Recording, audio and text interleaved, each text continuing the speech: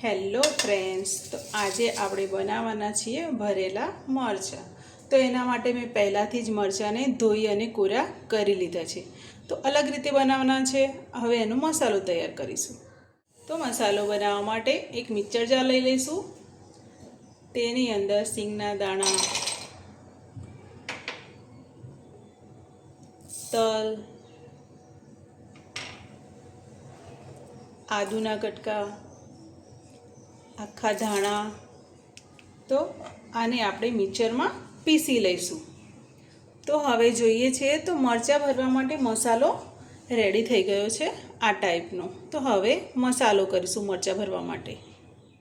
તો મસાલો બનાવવા માટે એક બાઉલ લઈ લઈશું અને તેની અંદર ચણાનો લોટ એડ કરી લઈશું। અને હવે આપણે જે મસાલો તૈયાર કર્યો છે સિંગમાંથી એ આની અંદર એડ કરી લઈશું। થોડું મરચું એડ કરી લઈશું। મરચાં એકદમ મોરા હોય છે એટલે થોડી હળદર એડ કરી લઈશું। થોડું ધાણા જીરું એડ કરી લઈશું। સ્વાદ અનુસાર મીઠું એડ કરી લઈશું। મસાલાને એકદમ ચટપટો બનાવવા માટે થોડી ખાંડ એડ કરી લઈશું। ખાંડનું બેલેન્સ કરવા માટે લીંબુ પણ એડ કરી લઈશું। અને લાસ્ટમાં દાણા એડ કરી લઈશું। અને એક ડોકલી તેલ એડ કરી લઈશું। અને હવે આપણે આ બધું મિક્સ કરી લઈશું।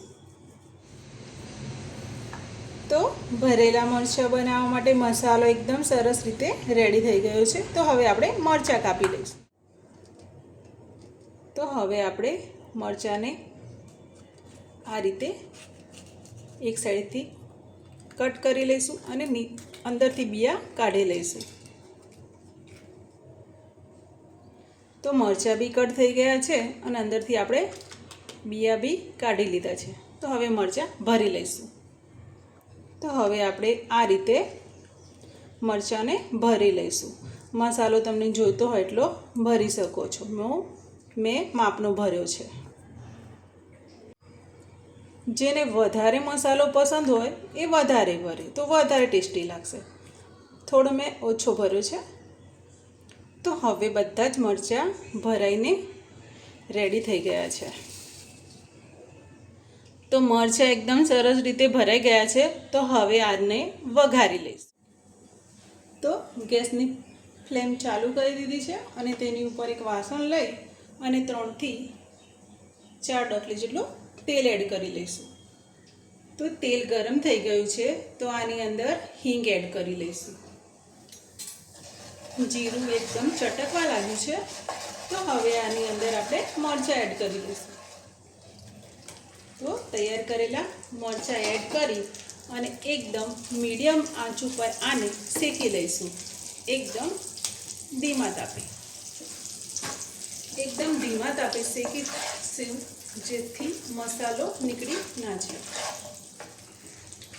આ જ રીતે 2 થી 3 મિનિટ સુધી આપણે આને શેકીશું। હવે આપણે જોઈએ છીએ તો થોડા મરચાં એકદમ સરસ શેકાવા લાગ્યા છે। હજુ 3 થી 4 મિનિટ આપણે ધીમી આંચ ઉપર શેકીશું એટલે એકદમ સરસ તૈયાર થઈ જશે। તો હવે આપણે જોઈએ છીએ તો મરચાં એકદમ સરસ શેકાઈ ગયા છે। તો આપણે જે મસાલો તૈયાર કર્યો હતો એ થોડો વધ્યો છે તો આની અંદર એડ કરી લઈશું।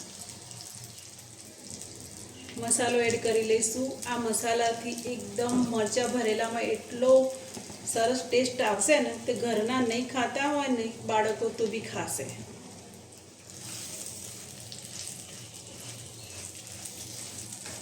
મસાલાને આપણે 1 મિનિટ માટે શેકી લઈશું। 1 મિનિટ માટે આપણે ઢાંકી દઈશું એટલે એકદમ મસાલો સરસ રીતે મેશ થઈ જાય। તો 1 મિનિટ પછી જોઈએ છીએ તો મસાલો એકદમ સરસ ચડી ગયો છે। મરચાં બી એકદમ તૈયાર થઈ ગયા છે। હવે આપણે ગેસની ફ્લેમ બંધ કરી દઈશું। ઉપરથી કોથમીર એડ કરી લઈશું। તો આપણે જોઈએ છીએ તો આપણા એકદમ મસ્ત ભરેલા મરચાં તૈયાર થઈ ગયા છે। રેસીપી ગમી હોય તો લાઈક કરજો, શેર કરજો।